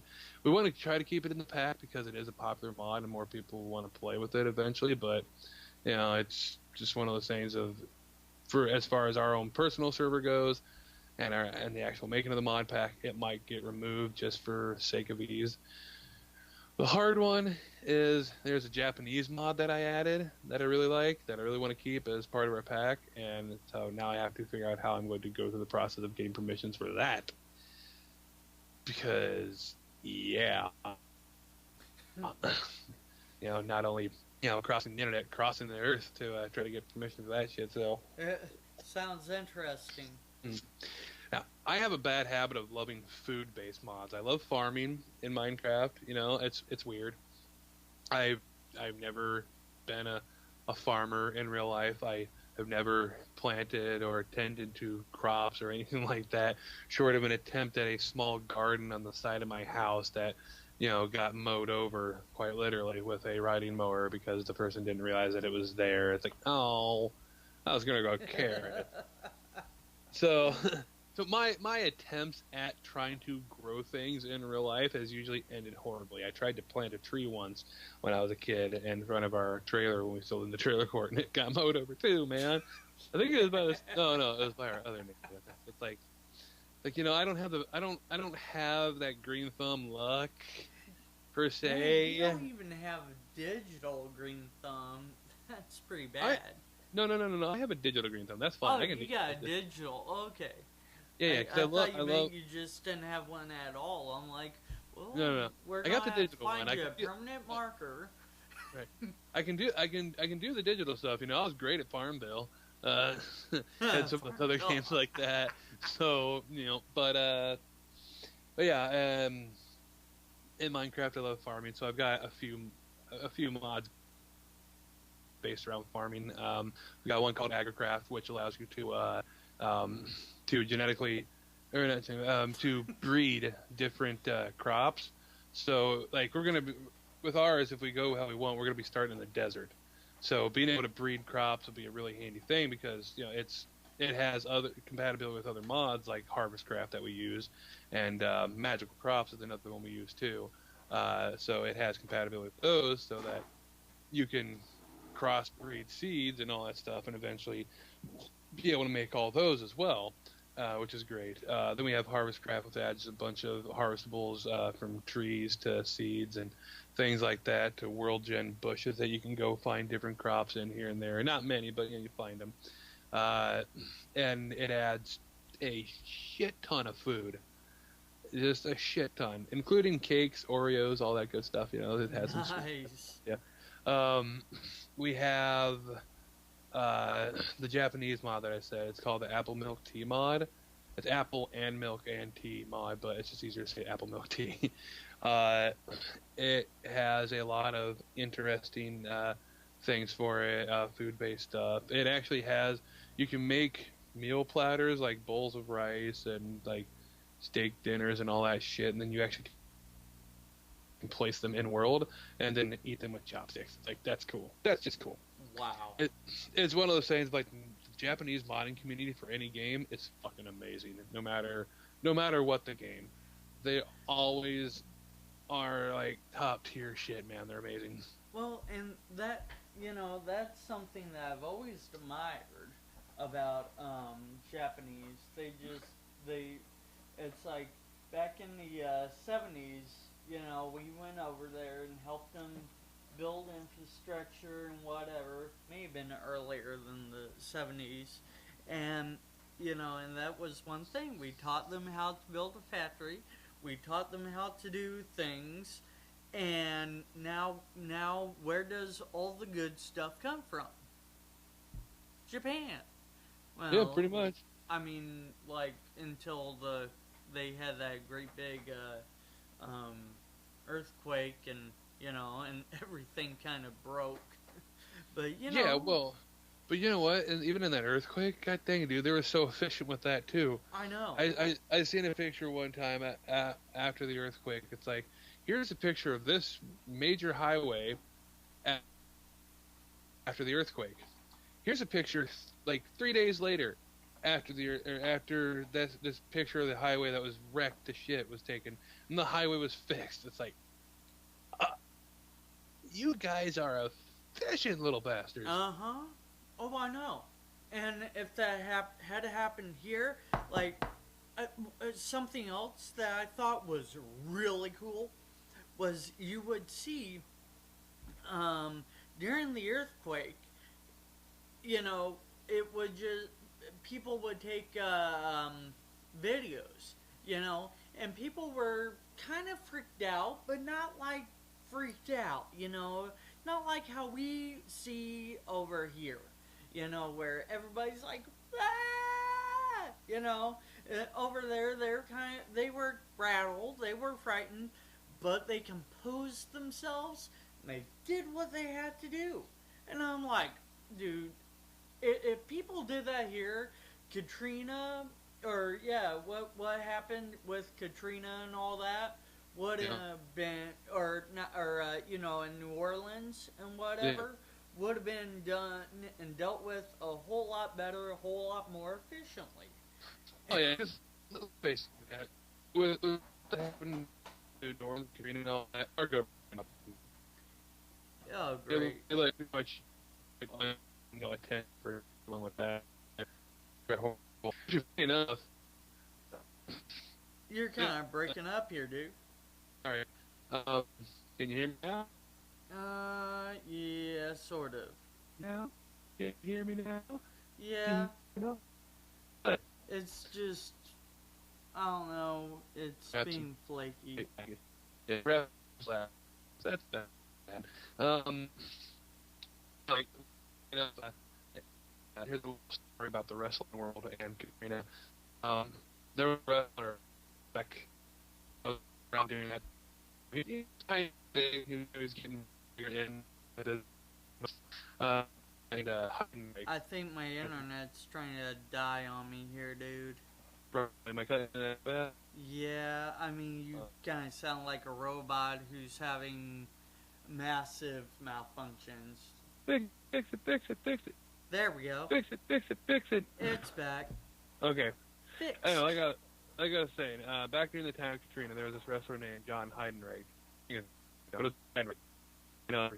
Name, forget.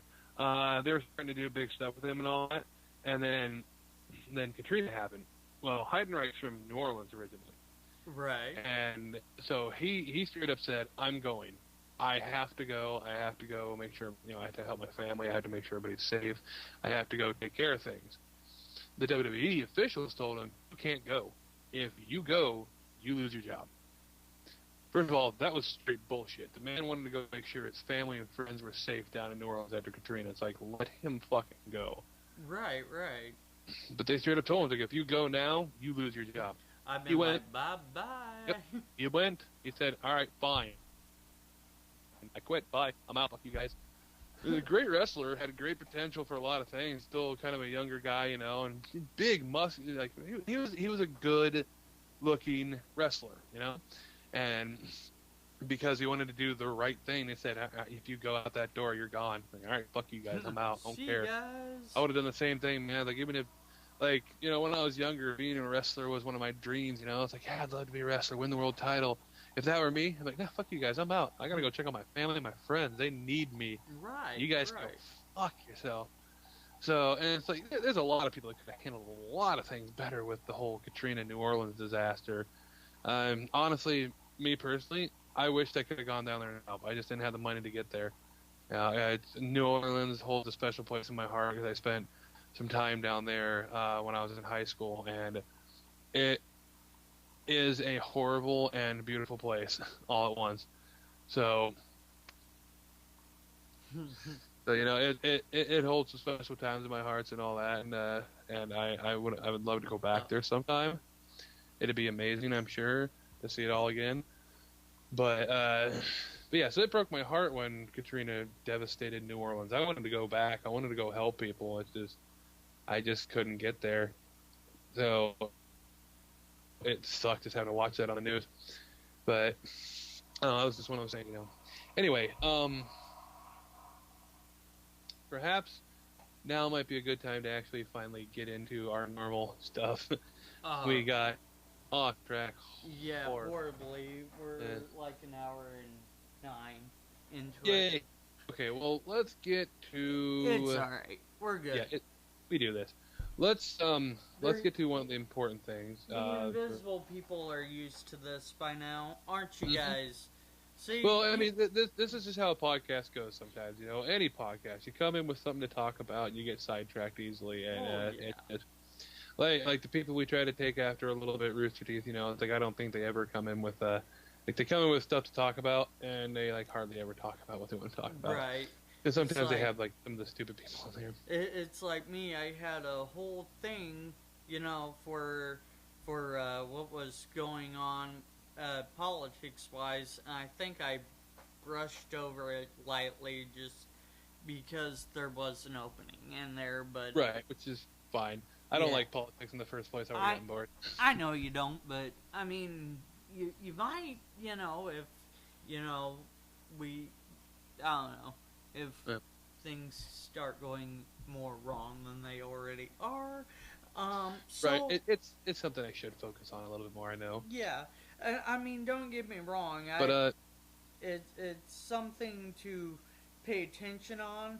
But I don't know. I know because I think I focus more on it because I work in a factory where a lot of people are military background and things like that. So right. I'm more aware of it. Yeah, for me, I spend most of my time locked away in my bedroom, not caring about the world. But right. So different spectrums. Right. All right. Let's talk a little bit of entertainment real quick, outside of Minecraft and our Let's Plays. All right. Right. I was actually going to run down a whole list, wasn't I? Let me do that real quick. I'll just stick to the list. Okay, our list for things that we're looking to do Let's Plays in right now. We're looking for obviously Minecraft Let's Plays because I'm balls deep into that game like no other. Yes, you are. Want to do, or number 4 and I both want to do Space Engineers with you because Space Engineers is a fun game too, and we think you'll probably enjoy it. It looks like a fun game. I want to build the Enterprise. Chance. Yeah. We want to play The Forest, which is a great survival game where you're stuck on an island and all that stuff. Look it up. I need a lot more hard drive space on my tablet for all these games. Right. Yeah. Let's see. We want to do 7 Days to Die. That's a fun one. We've live streamed that a little bit before, but the live stream doesn't always go well with us for some reason. No, it don't. It's what I'm calling the weak rogue effect. It's we just keep having things fuck up. I know. I don't get it, but at the same time, I'm kind of getting used to it. Oh, I've been used to it for years because this is how we rolled before the company was a company. Well, so I know, but still, dang it. But yeah, Minecraft, Space Engineers, 7 Days to Die, The Forest. Number 4 and I both now have Galactic Civilization 3. I'm going to do some looking because it's still in beta, so I don't know if it's, available for actual streaming. So I'm going to look Right. at or not streaming or video or whatever, So I'm going to look into that and see if that's a thing. And if it is, then him and I might put out a video series of us playing that. Uh, there's a chance we might put out some videos of him and I playing Civilization or Civilization Beyond Earth. Actually, you know what? Let me bring up my Steam list because there's a lot of them. We're hoping to do some more actual real live streaming, and get some good stream times going. Let's see here. We'll probably play. Come on, Steam, work with me here. Him and I might play around with a game called From the Depths. It's another game that's in alpha. I said, no, it will not work with you. Right. Yeah, there's another game we might play called From the Depths. It's another game like The Forest and 7 Days and Space Engineers and all that. It's one of the early alpha stage games from Steam. Killing Floor is always a possibility. We can do some plays in that. I know there's a lot of people that like watching some of the Gary's Mod stuff out there, like Prop Hunt, Trouble in Terrorist Town, Murderer gameplays and all that stuff. If we can get more people, those would be fun to do, definitely. We can do Prop Hunt and Murder probably with 4 people, so hook number 9 into one of those or something like that. So those are always a possibility. Let's see here. We might sit down and do some streams of Rise of Nations sometime, because that's a pretty fun game. We also let's see here. What else do we have? Well, I have like 30 some odd games. Some of these I won't worry about streaming or recording or anything like that. Like, part of me's thought about doing a Skyrim series, just because, modded Skyrim series and all that. Right. Some people like watching that, but at the same time, it's like, I play with some mods that aren't acceptable for YouTube. Oh. So, yeah. So that might be out. And that's a long-winded thing to do, too. And I cheat a lot.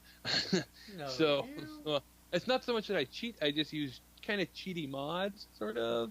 So, mods. Yeah. I've recently got back into playing The Sims 3. I've thought about maybe trying to do some live stream or recording of that just for the fun of it, I know we're talking about doing, a series with you for modded Minecraft server and all that. Occasionally we might, pop in and show some of the stuff that Number 4 and I have already done in our own side stuff, that we're doing on the server.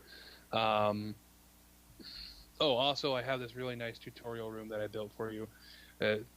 Thursday, after my whole incident, when I said I wanted to come home and do work and take my mind off of things, that's what I did. I came home and I worked all night to make a nice vanilla Minecraft tutorial area for you. It doesn't quite cover everything, but it covers quite a bit. And there's, it'll be fun. You're probably going to die more than once, I'm sure. Oh, that just sounds like a bunch of fun to me. Oh yeah, it's not exactly the safest tutorial, but that's kind of the way I built it.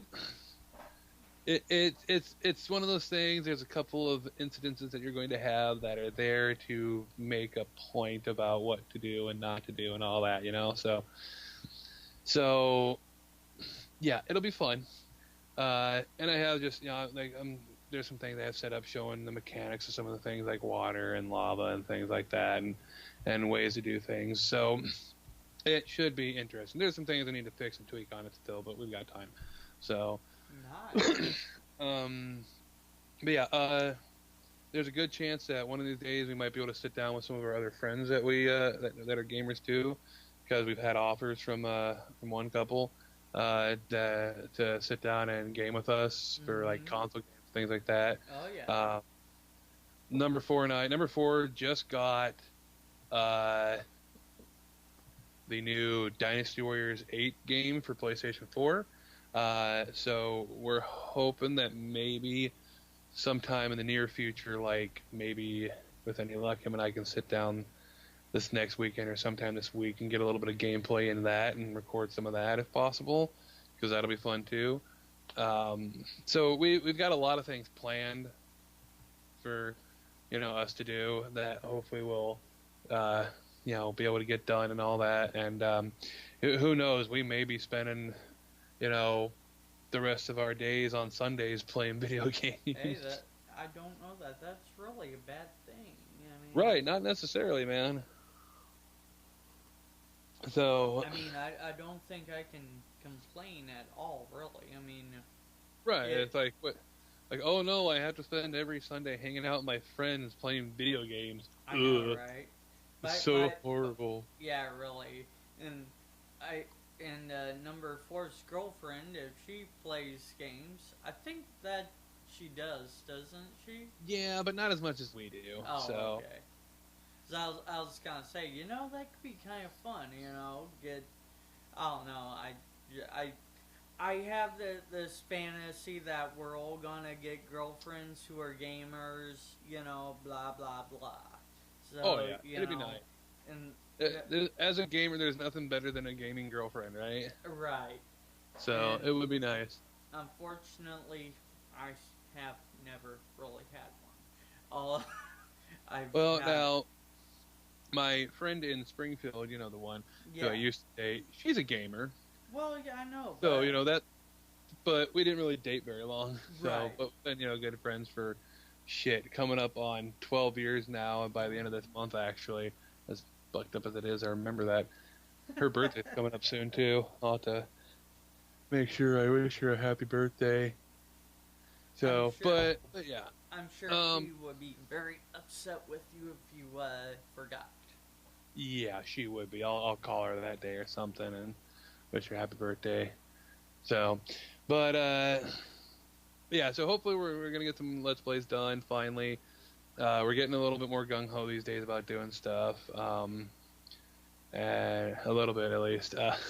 There's a lot of projects that we're kind of working on here and there, trying to get this and that done. We're trying to all around get more videos, more live action stuff, some different skits and series and things like that. I need to sit down and work on more thoughts, which is not that hard to do. I just procrastinate like crazy. So You procrastinate? No. I never, right? No. So yeah, we're hoping to get a lot more of those things done. Number four, Aaron and I are working on some stuff. I have some more ideas for other skits and series and all that stuff, funny and otherwise. And then the Let's Play. We're probably going to be doing a separate Let's Play channel. I'll make a video once we actually have the channel and have something up on it. I'll make a video for this channel and put it up on there, saying letting people know where to go for it and all that stuff. So Sounds good. yeah, but let's get into more interesting and important entertainment news than that. And in the past month, that like I didn't have a chance to talk about it last time, but in the past month we've lost two considerably great people in the nerd world. Mm-hmm. One more recent as of Friday, wasn't it? Yeah, Friday. Friday, yeah. Unfortunately, Friday, the world was informed that Mr. Leonard Nimoy unfortunately passed away at the age of 83. That is, I'm not as big of a Star Trek guy as you are, but I grew up on the old Star Trek. I grew up on Mr. Spock and Captain Kirk and all that. So it sucks. It hurts a bit. Well, I guess he had gone into the hospital earlier that week, like I think literally the day or so before, because of chest pains, and Right. And it and I guess that it was kind of a serious thing, and if anyone has seen or anybody seen him in the newer Star Trek movies, he wasn't looking well. Like, I mean, it wasn't that he looked old, it just that he did not look healthy, and something I did not realize, but he was suffering from COPD, and so I guess that's what eventually did him in was the final stages of COPD, and which is, I don't know. I think this is going to be like how our parents' generation, the cancer got them. The majority, Right. are getting them. I think that COPD is going to be our cancer. You know that because was it my I know that my boss has it. I know that my uncle has it. Um, as a matter of fact, my stepdad that I was talking about earlier, he went into the doctors the other day after a couple of years of, having some problems here and there. My mom finally talked him to get off his ass and go to the doctors and get himself checked out.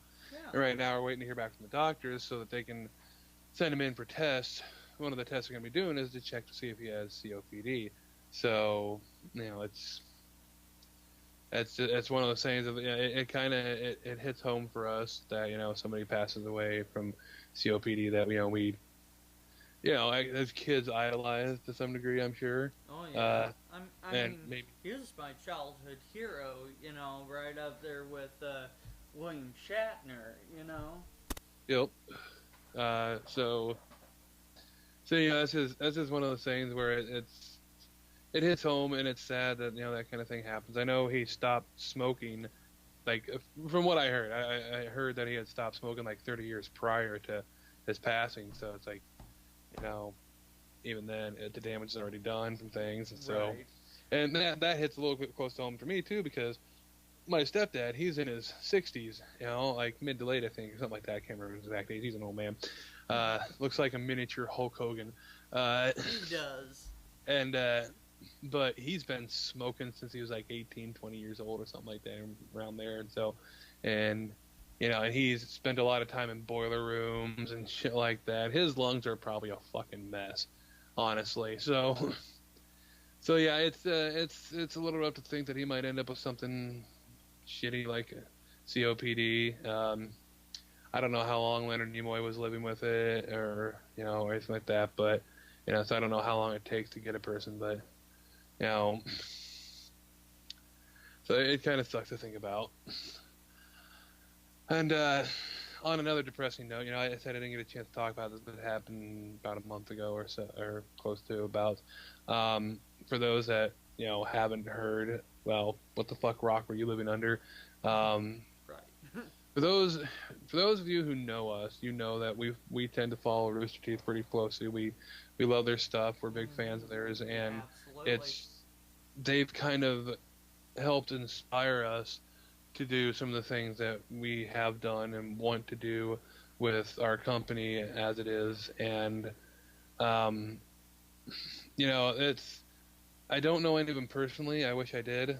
There seems like a lot of really good and interesting people that work there, and I love nothing more than to meet them all someday.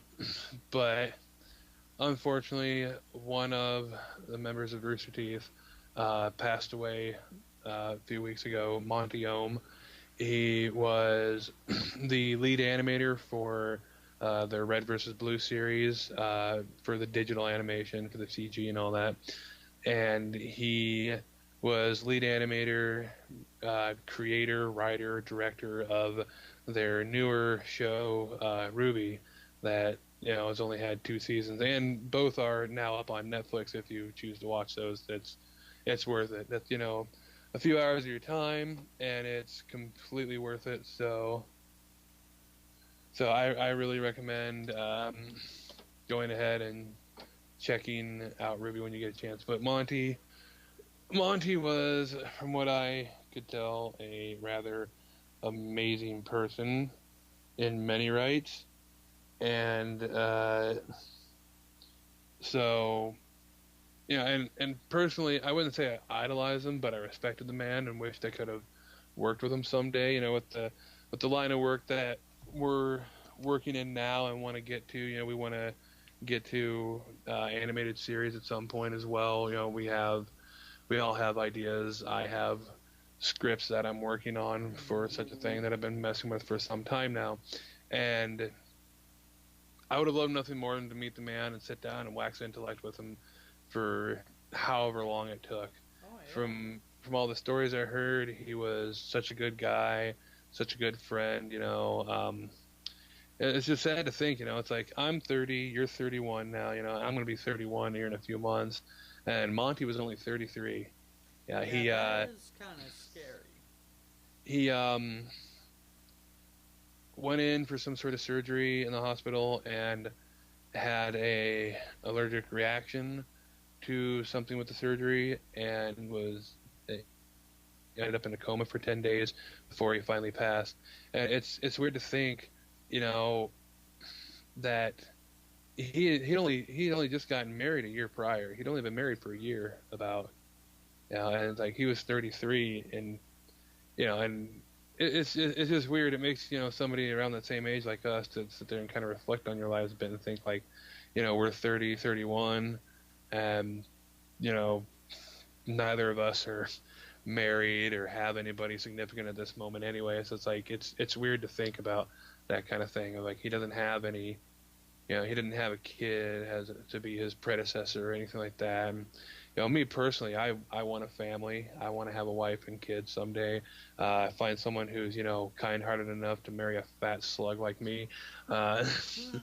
So that kind of hit home on many levels. It was really personal to me. It actually, I was rather upset to hear that he had passed away because he seemed like one of those people that would have just been just great to sit down and talk about creativity with. So and I do my best. I strive to be constantly creative and always try to come up with something new to do, that involves creativity or just to be me, be weird or whatever, just something to do. Right. And I love to create things. I love to write. So it's just so this guy is kind of Monty. He was kind of a hero to me in a sense at this point. It's this guy that's like roughly 2.5 years older than me probably, and he was one of my heroes in the world, and it was a damn shame to hear that he passed away. And so that one hit home in a lot of ways, and it kind of sucked. Oh yeah. Yeah, you follow Rooster Teeth somewhat more closely than I do. I would say almost religiously.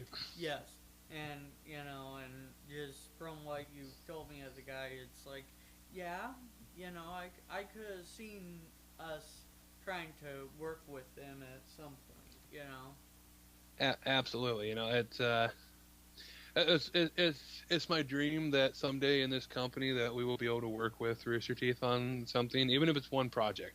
Right. I don't care. Just to say like, hey, we worked with Rooster Teeth on something. It's a dream, it's a goal, it's a hope, and I'd love nothing more. It'll just be a little bit sadder if now that Monty can't be there because he's one of those people that I'd love to just sit down and pick his brain on things. Mm-hmm.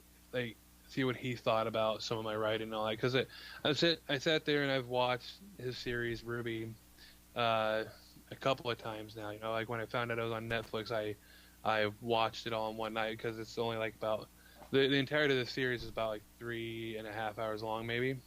Wow. So, they're shorter episodes like Red versus Blue. So like each season. I guess I never sat down and watched Ruby. I highly recommend it. It is a great series. The writing is wonderful. The little funny scenes in it too. They hit you. They make you laugh. And that came up on Netflix about a week after Monty passed away. I think it was. I don't think that was initially planned, but it might have been one of those things of let's do this for a way of saying thanks, kind of thing Right. from Rooster Teeth. So it went up, and I think it's still on there. So anybody who hasn't watched Ruby yet, RWBY Ruby, I really, really do recommend sitting down and watching it. It's a great series. It is funny, it is clever, and it is full of awesome CG animation action scenes. And the first episode of season 2 is by far still one of my favorites. So that's the one that we showed you that one day. Yeah. The food fight scene. Yeah, It that was, looked really funny. it was epic. I was like, So, really? so I really highly recommend going and checking out the series, and and go watch Red versus Blue while you're at it. Absolutely. I think Monty's part started showing up in season 10, I think it was 9 or 10, something like that, where his animations finally started showing up. So, but watch it all the way through. It's a great series as well. Oh yeah. So, I remember when it first came out, Red versus Blue. Oh my god. I remember. I don't remember quite when it first came out, but I remember when I first got into it. I think it was like by season 3 I'd gotten into it. Mm-hmm. We had borrowed number nine's Xbox because we were preparing for a Halo tournament Yep. that we completely sucked at. Oh, But absolutely. it was still fun. But we were preparing for that, so we let me and my brother borrow his Xbox and Halo 2 copy so we could play it and get some real practice in and all that. And it's like, okay, cool. So I did, and his Halo 2 copy came with a documentary kind of thing or whatever disc about about Halo in general. It had art and stuff like that, and it talked about the Red versus Blue series and how it spawned off and everything. And it's like, Red versus Blue, huh? That's cool. So I went and checked it out one day, and I watched the first couple seasons and all that, and I got caught up on the episodes, and it's like, dear God, this is fucking brilliant. I love it. Actually, And I ever think since, you're the one who got me into it, if I remember right. yeah, because it's like I saw it and I was like, oh my God, this is hilarious. I hope they're gonna make more of this. And it's like number 4 came over one day and like, you gotta watch some of this. You'll love it. And then you came over one day, I was like, you gotta watch some of this. Like I think I picked specific episodes of like, you'll love this episode. Just watch it. And I'm And you like, guys watch it. You thought it was pretty good, and it's like, keep watching. This is a brilliant series. and I kept watching, and I'm like, this is like our humor. Like, Mm-hmm. like totally our humor. Absolutely. You know, as a matter of fact, it's like some of the scripts that I've been working on for shows and all that, they're not as set to be funny as like Red vs. Blue is. One of the projects that me and number 4 have in our minds, we haven't started on anything, but we've definitely got a lot of ideas for it in our minds, is something that'll definitely fall more into our idea of funny, like actual laugh out loud, laugh our ass off, whatever, funny kind of thing. So, and we're hoping that we can eventually get to the point where we can make that, because I believe that it'll make a lot of other people giggle and chuckle and wet themselves with, hilarity, laughter, and all that good stuff. Make them pee a little, So it's going to be a lot less dramatic than some of my series that I'm working on will be, because it's hard to write comedy for me. I think for any of us in our group, it's hard to actually write comedy. Well, Because yeah, because we do situational comedy. We need that cue that triggers something in our brain that says, I've got something for this. yeah, and it's like, if you try and script it with us, like it doesn't work. It does not gel for whatever Right, reason. And like even with some of the skits we've done before, it's like with me, it's like I got to ad lib, Right. 'cause I can't act worth a damn, but I can ad lib. That's true. Yeah. Like right now we've got we did thoughts. That was a little bit difficult to come up with stuff for that, but I did. I still managed to. Some people like it, some people don't. I guess I don't know. I haven't heard anybody that hasn't liked it, but that's that. We did the day at the office. It's one of those things of when I came up with the idea for that video, it's like, this seems funny. This is something that I probably chuckle at a little bit, but then when it's yourself doing it and all that, and it's like, now this just seems awkward. I hate watching myself do these things, poking out of a fucking shower, things like that. It's like, I feel weird. I don't wanna. So, yeah, but it's one of those things like, it just doesn't feel right for me to be doing those things either, because it's like, this isn't situational funny like we normally do. This isn't off, off the top of our head stuff. This is Right. something thought out, planned out, and all that stuff. And it's like the concept is funny, but to us, we just don't feel like we did a good job making it funny because it's like we can be better. We can be. I can make people laugh their asses off. This might not make people laugh their asses off. I Right. don't know.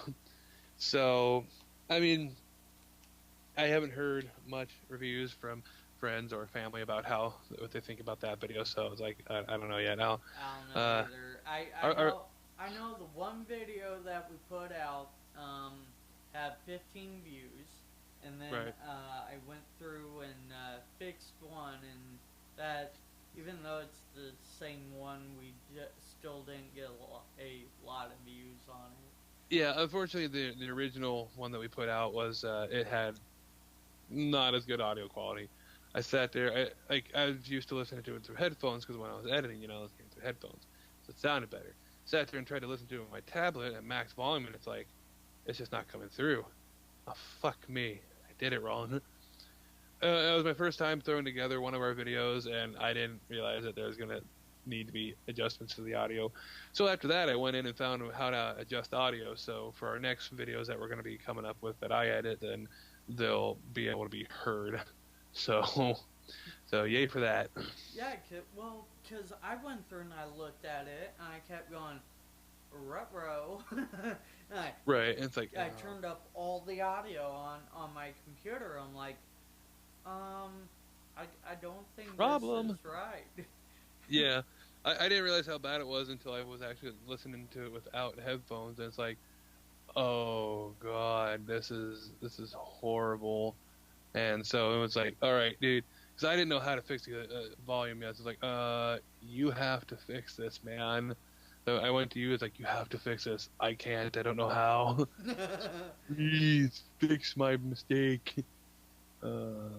So it's like, and and the thing is, that's the same problem that I ran into. Like, if you go back and you watch our earlier videos and whatever, same yeah. issue, same Mm-hmm. issue, and like I don't know, like I would fix it in one program. Like when I did it on a PC, I had to go through about two programs just to make it work right, and then Right. like I change the audio level on one, and then I render it in the other, and it would change the audio level back to a lower level. Well, it. I just I don't know. For I guess I listened through headphones like how you did or something because I ran into the same thing, and I was having other people telling me that too, and I'm like, so once I got this Mac, I was able to go through on the program and fix the future videos to, and I got the audio level to work right. Yeah. Well, it's Yeah. like, oh I come got on. lucky. I got lucky. I found a decent software that was pretty easy to understand and did everything I needed it to. Unfortunately, I'm still running on the trial version, which then I'm gonna have to do the whole fix that, the normal way because I don't have the money to pay for it, so I'm gonna have to uninstall, reinstall that kind of fun stuff. But yeah, it's a good piece of software that